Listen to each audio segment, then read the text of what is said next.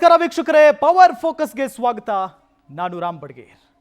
ವೀಕ್ಷಕರೇ, ನಿನ್ನೆ ಹೊಸಪೇಟೆಯ ರೈಲ್ವೆ ನಿಲ್ದಾಣದಲ್ಲಿ ಒಂದು ಗಲಾಟೆ ಆಗುತ್ತೆ, ಹೈ ಡ್ರಾಮಾ ನಡೆಯುತ್ತೆ. ರಾತ್ರಿ 8ರಿಂದ 9 ಗಂಟೆ ಸುಮಾರಿಗೆ ಅಯೋಧ್ಯೆಗೆ ಹೋಗ್ತಾ ಇದ್ದಂಥ ಒಂದು ಟ್ರೈನ್ಗೆ, ಅಂದರೆ ಅಯೋಧ್ಯೆಗೆ ಹೋಗ್ತಾ ಇತ್ತು ಒಂದು ಟ್ರೈನ್. ಆ ಟ್ರೈನು ಹೊಸಪೇಟೆ ರೈಲ್ವೆ ನಿಲ್ದಾಣದಲ್ಲಿ ನಿಲ್ಲುತ್ತೆ. ಆ ಸಂದರ್ಭದಲ್ಲಿ 3 ಅಲ್ಪಸಂಖ್ಯಾತ ವ್ಯಕ್ತಿಗಳು ಬರ್ತಾರೆ.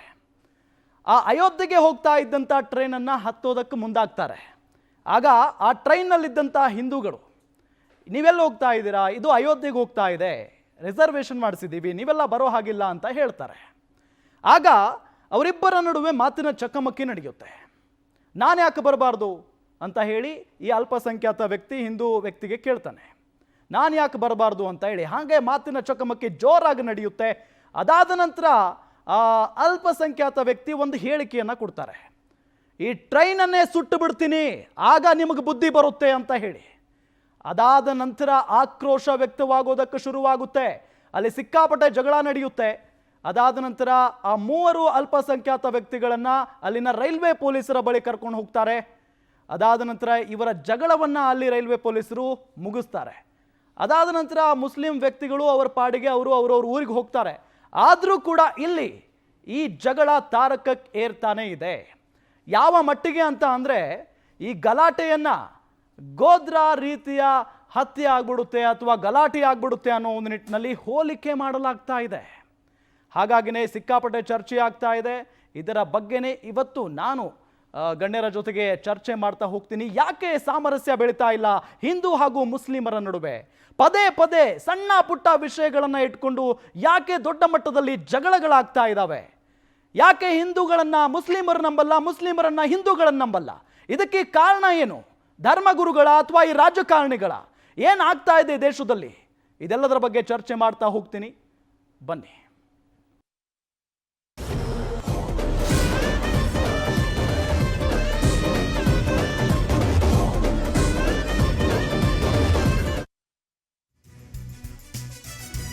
ಹೊಸಪೇಟೆ ರೈಲು ದಾಂಧಲೆ, ಗೋಧ್ರಾ ರಿಟರ್ನ್ಸ್ ಆಗ್ತಿತ್ತ? ಹಾಗಾದ್ರೆ 2002ರ ಗೋಧ್ರಾ ಹತ್ಯಾಕಾಂಡ, 2024ರಲ್ಲಿ ಹೊಸಪೇಟೆ ದಾಂಧಲೆ.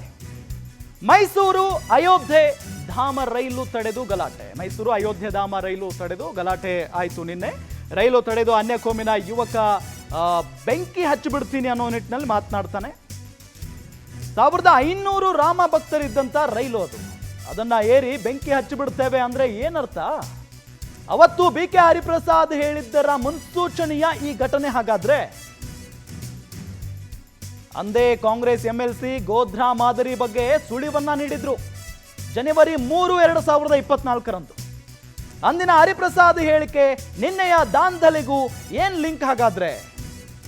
ಮಂದಿರ ಉದ್ಘಾಟನೆ ವೇಳೆ ಗೋಧ್ರಾ ದಾಳಿ ಎಚ್ಚರಿಕೆಯನ್ನ ನೀಡಿದ್ರು BK ಹರಿಪ್ರಸಾದ್ ಅವರು. ಅದಕ್ಕೂ ಇದಕ್ಕೂ ಲಿಂಕ್ ಆಗ್ತಾ ಇದೆ. ಸದನದಲ್ಲೂ ಪ್ರತಿಧ್ವನಿಸಿದೆ ಈಗ ಹೊಸಪೇಟೆ ರೈಲು ದಾಂಧಲೆ ಪ್ರಕರಣ.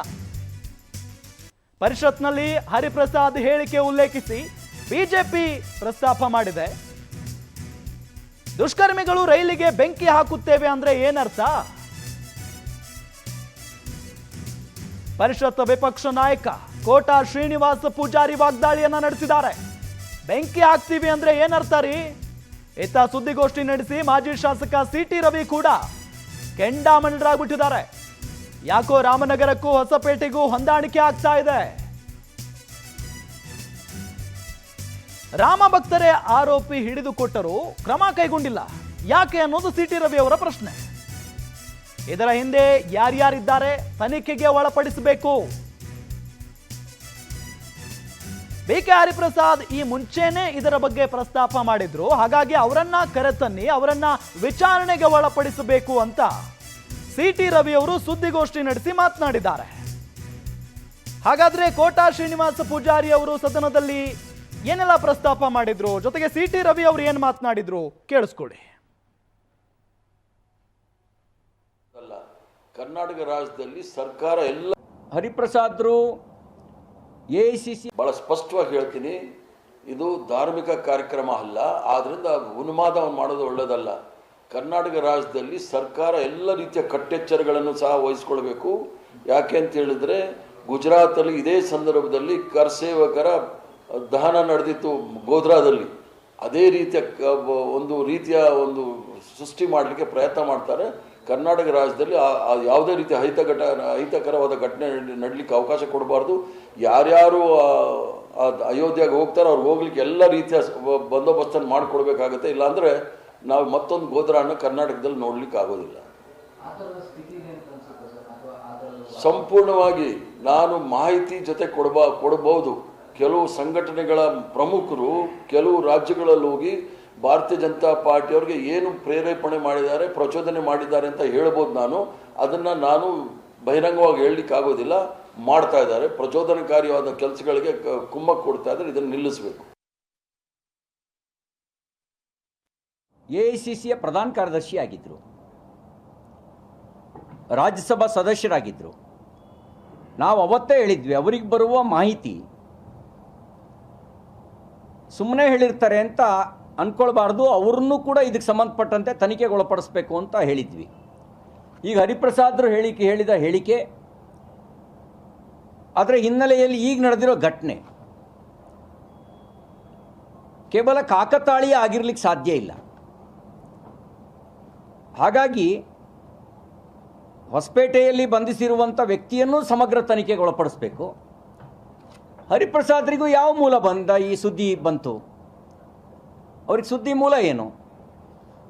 ಅವರು ಪೊಲೀಸರಿಗೆ ಹಂಚ್ಕೊಳ್ಬೇಕಾಗಿರೋದು ಅವ್ರ ಕರ್ತವ್ಯ. ಯಾಕೆಂದರೆ ಅವರು ಏನು ಆಪಾದನೆ ಮಾಡಿದ್ದಾರೆ ಅದು ಸಾಮಾನ್ಯ ಸಂಗತಿ ಅಲ್ಲ. ಹಾಗಾಗಿ ಅವರು ಪೊಲೀಸರಿಗೆ ಹಂಚ್ಕೊಳ್ಳದೇ ಇರೋದು ಮತ್ತು ಪೊಲೀಸರು ಅವರನ್ನು ಎನ್ಕ್ವೈರಿ ಮಾಡಬೇಕಾಗಿತ್ತು. ಎನ್ಕ್ವೈರಿ ಮಾಡದೇ ಇರೋದು, ಎನ್ಕ್ವೈರಿಗೆ ನೋಟಿಸ್ ಕೊಟ್ಟರು ಅಂತ ಅಂದ ತಕ್ಷಣವೇ ಇವರು ಉರಿದು ಬಿದ್ದರು. ಅಷ್ಟಕ್ಕೇ ಭಯ ಬಿದ್ದು ಪೊಲೀಸ್ ಇಲಾಖೆ ಮಾತಾಡ್ಸೋದು ಬಿಟ್ಬಿಡ್ತು. ಆದರೆ ಈಗ ಆಗಿರೋ ಘಟನೆ ನೋಡಿದಾಗ ಇದನ್ನು ಲಘುವಾಗಿ ತಗೊಳ್ಬಾರ್ದು, ಇದನ್ನು ಗಂಭೀರವಾಗಿ ತಗೊಳ್ಬೇಕು ಅಂತ ನಾನು ರಾಜ್ಯದ ಗೃಹ ಸಚಿವರಿಗೆ ಮತ್ತು ಪೊಲೀಸ್ ಇಲಾಖೆಯ ವರಿಷ್ಠಾಧಿಕಾರಿಗಳಿಗೆ ಈ ಸಂದರ್ಭದಲ್ಲಿ ಕಾಂಗ್ರೆಸ್ ಪಾರ್ಟಿ ಎಲ್ಲೆಲ್ಲಿ ಯಾವ್ಯಾವ ರಾಜ್ಯದಾಗದ ಕಾಂಗ್ರೆಸ್ಸು ಮತ್ತು ತುಷ್ಟೀಕರಣದ ಪಾರ್ಟಿ ಮಮತಾ ಈ ರೀತಿ ಪಾರ್ಟಿಗಳು ಇವರು ಯಾವತ್ತೂ ವೋಟ್ ಬ್ಯಾಂಕ್ ಪಾಲಿಟಿಕ್ಸ್ಗಾಗಿ ಇದನ್ನು ಉತ್ತೇಜನ ಕೊಡ್ತಾರೆ. ನಾವು ಯಾರಿಗೂ ಸಹಿತ ಈ ರೀತಿಯಾದಂಥ ಉತ್ತೇಜನವನ್ನು ಕೊಡಬಾರ್ದು ಅನ್ನುವಂಥದ್ದು ನಮ್ಮ ಸ್ಪಷ್ಟ ಅಭಿಮತ. ಅಯೋಧ್ಯಕ್ಕೆ ಹೋಗಿ ಬರ್ತಾರೆ, ಹೋಗಿ ಬರೋರು ಮಕ್ಕಾ ಮದೀನಾಕ್ಕೂ ಹೋಗ್ತಾರೆ. ಯಾರು ಎಲ್ಲಿ ಬೇಕಲ್ಲಿ ಹೋಗ್ತಾರೆ. ಆ ಥರ ಯಾರು ಮಾಡ್ಯಾರ ಅವ್ರನ್ನ ಹಿಡಿದು ಒಳಗೆ ಹಾಕ್ಬೇಕು ಮತ್ತು ಸರ್ಕಾರ ಕಟ್ಟುನಿಟ್ಟಿನ ಕ್ರಮ ತೆಗೆದುಕೊಳ್ಬೇಕು. ಸರ್ಕಾರದ ಲೂಸ್ನೆಸ್ನಿಂದನೇ ಇದಾಗ್ತಾಯಿದೆ. ಕಾಂಗ್ರೆಸ್ ಪಾರ್ಟಿ ಎಲ್ಲೆಲ್ಲಿ ಯಾವ್ಯಾವ ರಾಜ್ಯದಾಗದ ಪ್ರಾಣ ಪ್ರತಿಷ್ಠಾಪನೆ ಮಾಡಿದೆ. ಪ್ರಪಂಚದಲ್ಲಿರುವಂಥ ಎಲ್ಲ ಹಿಂದೂಗಳು ಕೂಡ ಭಾಳ ಸಂತೋಷದಿಂದ ದೀಪಾವಳಿ ಥರ ಅವರ ಮನೆಗಳಲ್ಲಿ 5 ದೀಪಗಳನ್ನು ಹಚ್ಚಿ ಬಹಳ ಸಂತೋಷದಿಂದ ಆಚರಣೆ ಮಾಡಿದ್ದಾರೆ. ಇವತ್ತು ಲಕ್ಷಾಂತರ ಜನ ದಿನ ಭೇಟಿ ಕೊಡ್ತಾ ಇದ್ದಾರೆ ಅಯೋಧ್ಯೆಗೆ. ಇಂತಹ ಸಮಯದಲ್ಲಿ ಇಂಥ ಕಿಡಿಗೇಡಿಗಳು ಯಾರು ಈ ತರಹ ಮಾಡ್ತಾ ಇದ್ದಾರೋ ಸರ್ಕಾರ ಕಟ್ಟುನಿಟ್ಟಿನ ಕ್ರಮವನ್ನು ತಗೊಳ್ಬೇಕು.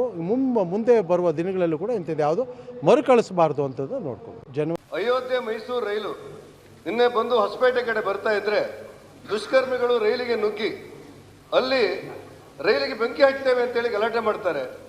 ರಾಮಭಕ್ತರೆಲ್ಲ ಕೆಳಗಿಳಿಯುವ ಪರಿಸ್ಥಿತಿ ನಿರ್ಮಾಣ ಆಗುತ್ತೆ. ಇಂಥ ದಾರುಣವಾದಂಥ ಪರಿಸ್ಥಿತಿ ರಾಜ್ಯದಲ್ಲಿ ಬಂದಾಗಲೂ ಕೂಡ ಸರ್ಕಾರದಿಂದ ಯಾವುದೇ ಹೇಳಿಕೆ ಬರ್ತಾ ಇಲ್ಲ. ನಾನು ತಮ್ಮ ಮೂಲಕ ಸರ್ಕಾರಕ್ಕೆ ಆಗ್ರಹಿಸುವುದು, ಅಯೋಧ್ಯೆ ಮೈಸೂರು ರೈಲಿಗೆ ಹೋಗುವಂಥ ಸಂದರ್ಭದಲ್ಲಿ ದುಷ್ಕರ್ಮಿಗಳ ಅಡ್ಡ ಹಾಕಿ ಅಲ್ಲಿರುವಂಥ ರಾಮ ಭಕ್ತಿಗೆ ಬೆದರಿಕೆ ಹಾಕುವಂಥ ಘೋರಕೃತ್ಯ ನಡೆದಾಗಲೂ ಕೂಡ ಸರ್ಕಾರ ಯಾವುದೇ ಪ್ರತಿಕ್ರಿಯೆ ಕೊಡ್ತಾ ಇಲ್ಲ. ನನಗೆ ಹರಿಪ್ರಸಾದ್ರ ಮಾತು ನೆನಪಾಗುತ್ತೆ. ಮತ್ತೊಂದು ಗೋಚರ ನಡೆಯುತ್ತೆ ಅಂತೇಳಿ ಹೇಳಿದಂಥ ನೆನಪು ಅವ್ರು ಹೇಳಿದ್ದು ನಿಜವಾಗ್ತೇನೆ ಅನ್ನುವಂಥ ಭಾವನೆಗಳು ಇವತ್ತು ರಾಜ್ಯದಲ್ಲಿ ಬಿತ್ತಿರುವಂಥ ವಾತಾವರಣ ಇದೆ. ನಾನು ಆಗ್ರಹ ಪಡಿಸ್ತೇನೆ ಸರ್ಕಾರಕ್ಕೆ, ಗೃಹ ಮಂತ್ರಿಗಳಿದ್ದೀರಿ, ಅಯೋಧ್ಯೆ ಮತ್ತು ಮೈಸೂರಿನ ವಿಶೇಷ ರೈಲಿಗೆ ನುಗ್ಗಿ ಅಲ್ಲಿ ಬೆಂಕಿ ಹಚ್ತೇನೆ ಅಂತ ಹೇಳುವವರೆಗೂ ಕೂಡ ಆರೋಪಿಗಳನ್ನ ಸರ್ಕಾರ ಹಿಡಿದು ಮತ್ತೆ ಬಿಟ್ಟುಬಿಟ್ಟಿದ್ದಾರೆ. ಇದೆಂತ ದಾರುಣ ಪರಿಸ್ಥಿತಿ ಇದು. ಹಾಗಿದ್ರೆ ಕಾನೂನು ಸುವ್ಯವಸ್ಥೆ ಯಾವ ಮಟ್ಟಕ್ಕೆ ಹೋಯ್ತು ಸರ್ಕಾರದಲ್ಲಿ? ಏಕಾಏಕಿ ಕೇಳಿದೆ ಅಂದ್ರೆ ಏಕಾಏಕಿ ನಡೆದಿದೆ. ಏಕಾಏಕಿ ಯಾಕೆ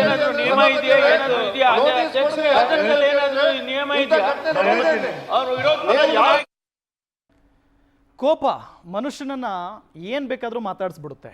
ಆ ಕ್ಷಣಕ್ಕೆ ಮಾತನಾಡಿದಂಥ ಒಂದು ಮಾತು, ಬೆಂಕಿ ಹಚ್ಚಿಬಿಡ್ತೀನಿ ಅಂತ ಹೇಳಿದಂಥ ಮಾತು ಇವತ್ತು ಎಷ್ಟರ ಮಟ್ಟಿಗೆ ಸದ್ದು ಮಾಡ್ತಾ ಇದೆ, ಚರ್ಚೆಗೆ ಗ್ರಾಸವಾಗಿದೆ ಅನ್ನೋದನ್ನು ನಿಮಗೆ ತೋರಿಸಿದ್ವಿ. ಎಲ್ಲ ರಾಜಕೀಯ ನಾಯಕರು ಕೂಡ ಅದನ್ನೇ ಮಾತನಾಡ್ತಾ ಇದ್ದಾರೆ, ಅದರಲ್ಲೂ BJP ಅವರು. ಇದೇ ವಿಚಾರಕ್ಕೆ ಸಂಬಂಧಪಟ್ಟಂತೆ ನಾನು ಚರ್ಚೆಯನ್ನು ನಡೆಸ್ತಾ ಹೋಗ್ತೀನಿ. ಚರ್ಚೆ ಮಾಡೋದಕ್ಕೆ ನಮ್ಮ ಸ್ಟುಡಿಯೋದಲ್ಲಿ ಗಣ್ಯರಿದ್ದಾರೆ. ಪ್ರಮುಖವಾಗಿ ಭಾಸ್ಕರನ್ ಶ್ರೀರಾಮ ಸೇನೆ ವತಿಯಿಂದ. ಸರ್ ನಮಸ್ಕಾರ, ಕಾರ್ಯಕ್ರಮಕ್ಕೆ ಸ್ವಾಗತ ನಿಮಗೆ. BJP ಕಡೆಯಿಂದ ಗೋವಿಂದ ರಾಜು ಅವರಿದ್ದಾರೆ, BJP ವಕ್ತಾರರು. ಸರ್ ನಮಸ್ಕಾರ, ಕಾರ್ಯಕ್ರಮಕ್ಕೆ ಸ್ವಾಗತ. ಇನ್ನು ನೇರ ಸಂಪರ್ಕದಲ್ಲಿ ಮುಸ್ಲಿಂ ಮುಖಂಡ ಅಬ್ದುಲ್ ರಜಾಕ್ ಅವರಿದ್ದಾರೆ. ಅಬ್ದುಲ್ ರಜಾಕ್ ಅವರೇ ನಮಸ್ಕಾರ, ಕಾರ್ಯಕ್ರಮಕ್ಕೆ ಸ್ವಾಗತ ನಿಮಗೆ. ನಮಸ್ಕಾರ ರಾಮರೇ. ಎಸ್ ಎಸ್ ನಾನು ಮೊದಲಿಗೆ ಇಲ್ಲಿ BJP ವಕ್ತಾರರಿಂದಾನೇ ಪ್ರಾರಂಭ ಮಾಡ್ತೀನಿ. ಈ ಬೆಂಕಿ ಹಚ್ಚಿಬಿಡ್ತೀನಿ ಅನ್ನೋದನ್ನ ಹೇಗೆ ನೋಡ್ತೀರಿ ನೀವು? ಸರ್, ಈಗ ಏನು ಕಳೆದ ವಾರ ಕರ್ನಾಟಕದಿಂದ ಸಾವಿರಾರು ಜನ ಅಯೋಧ್ಯೆಗೆ ಹೋಗಿ ರಾಮಲಲ್ಲನ ದರ್ಶನ ಮಾಡ್ಕೊಂಡು ವಾಪಸ್ ಬರೋದು ನಿರಂತರವಾಗಿ ನಡೀತಾ ಇದೆ. ಅದು ವಿಶೇಷ ರೈಲುಗಳಲ್ಲಿ ಹೋಗೋವಂಥದ್ದು ಬರೋವಂಥದ್ದು ನಡೀತಾ ಇದೆ. ನಿನ್ನೆ ರಾತ್ರಿ ಏನು ಅಯೋಧ್ಯೆಯಿಂದ ಒಂದು ರಾಮನ ದರ್ಶನ ಮಾಡ್ಕೊಂಡು ವಾಪಸ್ ಮೈಸೂರಿಗೆ ಬರ್ತಕ್ಕಂಥ ರೈಲನ್ನು ಹೊಸಪೇಟೆಯಲ್ಲಿ ಕೆಲವೊಂದು ನಿಲ್ದಾಣಗಳ ನಿಯಮಗಳಿಂದ ಅಲ್ಲಿ ನಿಲ್ಲಿಸಿರ್ತಾರೆ. ಆ ರೈಲ್ನಲ್ಲಿ ಏಕಾಏಕಿ 4-5 ಜನ ಹತ್ತಿದಾಗ ಇಲ್ಲಪ್ಪ ಇದು ವಿಶೇಷ ರೈಲ್ ಮಾಡಿರ್ತಕ್ಕಂಥದ್ದು, ರಾಮಭಕ್ತರ ರೈಲ್ ಇದಕ್ಕೆ ಒಳಗಡೆ ಬರಬೇಡಿ ಅಂತ ಹೇಳ್ಬಿಟ್ಟು S3 ಅಂತ ಕ್ಯಾಬಿನಲ್ಲಿ ಹೇಳ್ದಂಥ ಸಂದರ್ಭದಲ್ಲಿ ಇದು ಯಾವುದಾದ್ರೇನು ಅಂತ ಹೇಳ್ಬಿಟ್ಟು ಭಾಳ ಜೋರು ಧ್ವನಿಯಲ್ಲಿ ಅಲ್ಲಿ ಬಂದಿರತಕ್ಕಂಥ 5-6 ಜನ ಭಾಳ ಏಕಾಏಕಿ ಧ್ವನಿಯಲ್ಲಿ ಮಾತಾಡ್ತಾರೆ. ಅದನ್ನು ಕೇಳ್ಕೊಂಡಂಥ ರಾಮ ಭಕ್ತರು ಎಲ್ಲೋ ಒಂದು ಕಡೆ ಯಾರೋ ಬಂದಿದ್ದಾರೆ, ಏನೋ ಮಾಡೋಕ್ಕೆ ಬಂದಿದ್ದಾರೆ ಅಂತ ಎಲ್ಲೋ ಭಯಭೀತರಾಗಿ ಇವತ್ತು ಅಲ್ಲೇ ಇರ್ತಕ್ಕಂಥ ಪೊಲೀಸರಿಗೆ ಗಮನಕ್ಕೆ ತಂದು ಇವರು ಯಾರೋ ಈ ಥರ ಬಂದು ಇದ್ರ ಬೆದರಿಕೆಯನ್ನು ಹಾಕ್ತಾ ಇದ್ದಾರೆ ಅಂತ ಹೇಳಿ, ಅವರು ಯಾವ ರೀತಿ ಬೆದರಿಕೆ ಅಂದರೆ ನಿಮ್ಮನ್ನ ಮತ್ತು ರೈಲನ್ನು ಸುಟ್ಟಾಕ್ತೀವಿ ಅಂತ ಹೇಳ್ಬಿಟ್ಟು ನೇರವಾಗಿ ಆ ಇರ್ತಕ್ಕಂಥ ರಾಮ ಭಕ್ತರಿಗೆ ಬೆದರಿಕೆಯನ್ನು ಹೊಡ್ತಾರೆ ಅಂತಂದರೆ ಅಲ್ಲಿ ಬಂದಿರತಕ್ಕಂಥವ್ರು ಯಾರು, ಅಲ್ಲಿ ಬಂದಿರತಕ್ಕಂಥ ಮನಸ್ಥಿತಿ ಎಂತಂಥವ್ರು ಅಂತದನ್ನ ಇವತ್ತು ಭಾಳ ನಾವು ಒಂದು ಇದರಲ್ಲಿ ಯೋಚನೆ ಮಾಡಬೇಕಾಗುತ್ತೆ. ಯಾಕೆಂದರೆ ಇವತ್ತು ಇಡೀ ದೇಶದಲ್ಲಿ ಈ ರೀತಿಯ ಒಂದು ಕೃತ್ಯ ಮಾಡೋದಕ್ಕೆ ಸಾಕಷ್ಟು ಭಾರತ ವಿರೋಧಿ ಸಂಘಟನೆಗಳು ಕೆಲಸ ಮಾಡ್ತಾರೆ ಅಂತ ಹೇಳ್ಬಿಟ್ಟು ನಮಗೆಲ್ಲ ಒಂದು ಕಡೆ ಅನಿಸ್ತಾ ಇದೆ. ಯಾಕೆಂದರೆ ಕಳೆದ ವಾರ ನಮಗೆ ನೀವು ನೋಡಿದ್ದೀರಾ, ಪಾಷಾ ಅಂತ ಹೇಳ್ಬಿಟ್ಟು ಚಾಂದ್ ಪಾಷಾ ಅಂತ ಹೇಳ್ಬಿಟ್ಟು ರಾಮನಗರದಲ್ಲಿ ಆ ಜ್ಞಾನವಾಪಿ ಸಂಬಂಧಪಟ್ಟಂಗೆ ಯಾವುದೋ ಒಂದು ತೀರ್ಮಾನ ಬಂದಿರುತ್ತೆ. ಆ ತೀರ್ಮಾನದ ವಿರುದ್ಧವಾಗಿ ಇರ್ತಕ್ಕಂಥ ಏನು ಜಡ್ಜ್ಮೆಂಟ್ ಕೊಡ್ತಿರಲ್ಲ ಅವರನ್ನೇ ಅವಹೇಳನ ಮಾಡುವಂಥ ಮಾತುಗಳನ್ನ ಫೇಸ್ಬುಕ್ಕಲ್ಲಾಗಿರ್ಬೋದು ಮತ್ತು ಇದರಲ್ಲಿ ಪೋಸ್ಟ್ ಮಾಡ್ತಾರೆ. ಇಂಥ ಮನಸ್ಥಿತಿ ಇರ್ತಕ್ಕಂಥ ಇವತ್ತು ಒಂದು ಅಲ್ಪಸಂಖ್ಯಾತರ ಯುವಕರಾಗಿರ್ಬೋದು ಮತ್ತು ಬೇರೆ ಆಗಿರ್ಬೋದು, ಇವತ್ತು ಕೆಲವೊಂದು ಭಾರತ ವಿರೋಧಿ ಸಂಘಟನೆಗಳು ಇವ್ರಿಗೆಲ್ಲ ಒಂದು ಕಡೆ ಕುಮ್ಮತ್ತು ಕೊಡ್ತಾರೆ ಅಂತ ಹೇಳ್ಬಿಟ್ಟು ನಮ್ಗೆ ಅನಿಸ್ತಾ ಇದೆ. ಇದಕ್ಕೆ ಒಂದು ತಕ್ಕ ಕ್ರಮವನ್ನು ಕೈಗೊಂಡೆ ಇದರಿಂದ ಯಾರಿದ್ದಾರೆ, ಯಾವ ಸಂಘಟನೆ ಇದೆ, ಯಾವ ರೀತಿ ಕೆಲಸ ಮಾಡ್ತಾ ಇದ್ದಾರೆ. ಯಾಕೆಂದರೆ ನಮ್ಗೆ ಇವತ್ತು ಗೋಧ್ರಾ ನೆನಪಾಗುತ್ತೆ. ಯಾಕೆಂದರೆ 2002 ಫೆಬ್ರವರಿ 27ನೇ ತಾರೀಕಿಗೆ ಆಗಿರ್ತಕ್ಕಂಥದ್ದು, ಇದೇ ತಿಂಗಳಲ್ಲಿ ಆಗಿರ್ತಕ್ಕಂಥದ್ದು. ಮತ್ತೆ ಈ ಥರದ್ದೇನೋ ಒಂದು ನಡೆಸೋದಕ್ಕೆ ಇಲ್ಲಿ ಕರ್ನಾಟಕದಿಂದಲೇ ಹುನ್ನಾರ ನಡೆದಿತ್ತ, ಇದರಿಂದ ಯಾರಿದ್ದಾರೆ, ಇದರಿಂದ ಕೆಲಸ ಮಾಡಿದಾರೆ ಯಾರು. ಅದೇ ರೀತಿ ಇವತ್ತು ಕಳೆದ ತಿಂಗಳಲ್ಲೇ ಸನ್ಮಾನ್ಯ ವಿಧಾನ ಪರಿಷತ್ ಸದಸ್ಯರು ಕಾಂಗ್ರೆಸ್ ಮುಖಂಡರಾದ BK ಹರಿಪ್ರಸಾದ್ ಅವರು ಸಹ ಹೇಳಿದರು, ಇವತ್ತು ರಾಮ ಲಲ್ಲನ ಉದ್ಘಾಟನೆ ಸಂದರ್ಭದಲ್ಲಿ ಗೋದರ ರೀತಿಯ ಒಂದು ಮರುಕಳಿಸ್ಬೋದು ಅಂತ ಹೇಳ್ತಾ ಇದ್ರು. ನನಗೆಲ್ಲ ಒಂದು ಕಡೆ ಅನಿಸ್ತಾ ಇದೆ ಇದು ಕಾಂಗ್ರೆಸ್ನವ್ರಿಗೆ ಮೊದಲನೇ ಗೊತ್ತಾಗಿರೋದ್ರಿಂದ ಈ ರೀತಿಯ ಸೂಚನೆಗಳು ತಿಂಗಳೇ ಹೇಳಿದ್ರು ಸನ್ಮಾನ್ಯ BK ಹರಿಪ್ರಸಾದ್ ಅವರು. ಇದೆಲ್ಲ ನೋಡಿದ್ರೆ ಇವತ್ತು ಬಹುಸಂಖ್ಯಾತರು ಹಿಂದೂಗಳ ಮೇಲೆ ಈ ರೀತಿಯ ಒಂದು ದೌರ್ಜನ್ಯಕ್ಕೆ ಪ್ಲಾನ್ ಮಾಡ್ತಾ ಇದ್ದಾರೆ ಅಂದ್ರೆ ಇದು ಯಾವ ರೀತಿಯ ಒಂದು ಧೋರಣೆ ಅನ್ನೋದನ್ನ ನನಗೆ ಅರ್ಥ ಆಗ್ತಾ ಇಲ್ಲ. ಯಾಕೆಂದ್ರೆ ಇವತ್ತು ಇಲ್ಲಿನ ನೀರು ಕುಡ್ದು ಇಲ್ಲಿನ ಅನ್ನ ತಿಂದು ಇವತ್ತು ಈ ದೇಶದಲ್ಲಿ ಹುಟ್ಟಿ ಇರ್ತಕ್ಕಂಥ ದೇಶದಲ್ಲೇ ಈ ರೀತಿಯ ಒಂದು ಘಟನೆಗಳನ್ನ ನಡೆಸೋದಕ್ಕೆ ಈ ರೀತಿಯಾದ ಒಂದು ಮನಸ್ಥಿತಿ ಇಟ್ಕೊಂಡಿದ್ದಾರೆ ಅಂದ್ರೆ ಇವರಿಗೆ ಯಾವ ರೀತಿಯಾದ ಒಂದು ಪನಿಷ್ಮೆಂಟ್ ಕೊಡಬೇಕು ಅನ್ನೋದನ್ನ ಇವತ್ತು ಈ ಆಡಳಿತ ಸರ್ಕಾರಗಳೇ ನಿರ್ಧಾರ ಮಾಡಬೇಕು. ಯಾಕೆಂದ್ರೆ ಬರ್ತೀನಿ ಮತ್ತೆ ಅಬ್ದುಲ್ ರಜಾಕ್ ಅವರೇ, ನಾವು ಯಾವುದೇ ಪಕ್ಷ ಬೇಡ, ಧರ್ಮ ಬೇಡ, ಹಿಂದೂ ಬೇಡ, ಮುಸ್ಲಿಂ ಬೇಡ, ಒಬ್ಬ ಭಾರತೀಯನಾಗಿ ಮಾತನಾಡೋದಾದ್ರೆ ಈ ಘಟನೆಯನ್ನ ಹೇಗೆ ನೋಡ್ತೀರಿ ನೀವು? ಮೊದಲಿಗೆ ಏನು ಸತ್ಯ ಇಲ್ಲ, ಸತ್ಯಾಂಶ ಇಲ್ಲ, ಹೇಳ್ದವನು ಸುಮ್ನೆ ಅದನ್ನ ಇವಾಗ ಬಿಜೆಪಿನವ್ರದ್ದು ಒಂದು ಏನಾಗಿದೆ ಅಂತ ಹೇಳಿದ್ರೆ ಏನೇ ಒಂದು ಕೃತ್ಯ ಬರ್ಲಿ, ಹುಬ್ಳಿಯಲ್ಲಿ ಒಂದು ಜೈನ್ ಮುನಿಯವರ ಕೊಲೆ ಆದ್ರೆ ಅದಕ್ಕೆ ಏನು ಮಾತಾಡಲ್ಲ. ಎಲ್ಲೋ ಒಂದ್ ಕಡೆ ಒಬ್ಬ ಮುಸಲ್ಮಾನನ ಹೆಸರು ಮುಂದೆ ಬರ್ತಾ ಇದೆ, A2 ಮುಸಲ್ಮಾನ ಇದಕ್ಕೆ ಇಲ್ಲ, ಇದು CBI ತನಿಖೆ ಆಗ್ಬೇಕು, ಕಾಣದಂತಹ ಕೈಗಳು ಇದ್ರ ಹಿಂದೆ ಇದೆ, ಯಾರೋ ಇದ್ರ ಹಿಂದೆ ಇದ್ದಾರೆ, ಯಾರ್ದೋ ಕೈವಾಡ ಇದೆ. ಅದೇ ಪ್ರವೀಣ್ ನಟ್ಟಾರು ಕೊಲೆ ಆದಾಗ್ಲೂ ಇವ್ರು ಇದೇ ತರ ಮಾತಾಡಿದ್ರು. ಮಂಡ್ಯದಲ್ಲಿ ಆ ಹುಡುಗಿ ಅಲ್ಲಾಹು ಅಕ್ಬರ್ ಅಂದಿದ್ದಕ್ಕೆ ಅದಕ್ಕೂ ಕಾಣದಂತಹ ಕೈಗಳು.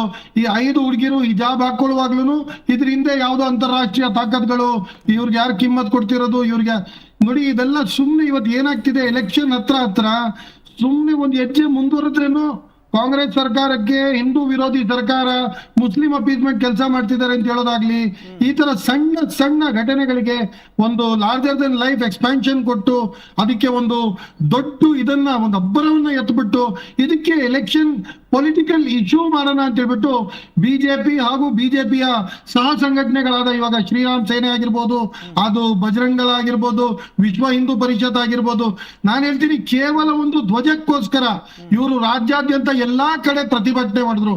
ಅದೇನ್ ಧರ್ಮವಾಗಿತ್ತ? ಸುಮ್ನೆ ಇವತ್ತು ಎಲೆಕ್ಷನ್ಗೋಸ್ಕರ ಇವ್ರ ಹತ್ರ ಅಜೆಂಡಾ ಇಲ್ಲ.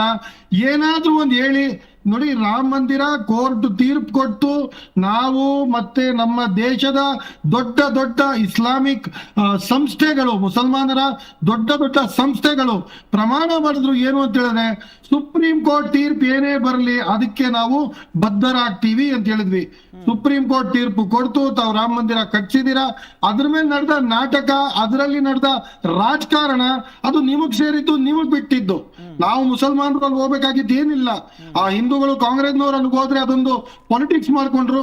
ಇದೆಲ್ಲ ಬಿಜೆಪಿಯ ಒಂದು ವೋಟ್ ಸಂಗ್ರಹಿಸಕ್ಕೆ, ಹಿಂದೂ ವೋಟ್ಗಳನ್ನ ಕನ್ಸಾಲಿಡೇಟ್ ಮಾಡಿ ಮುಸಲ್ಮಾನರಿಂದ ನಿಮಗೆ ಅಪಾಯ ಇದೆ ಅಂತ ತೋರಿಸ್ಕೊಂಡು ನೋಡಿ, ದೇಶವನ್ನ 900 ವರ್ಷ ಮೊಘಲರು ಆಳಿದ್ರು, ಒಂದು ಕನಿಷ್ಠ 300 ವರ್ಷ ಬ್ರಿಟಿಷರು ಆಳಿದ್ರು. ಆವಾಗ ಹಿಂದೂ ಧರ್ಮ ಅಪಾಯದಲ್ಲಿ ಇರಲಿಲ್ಲ.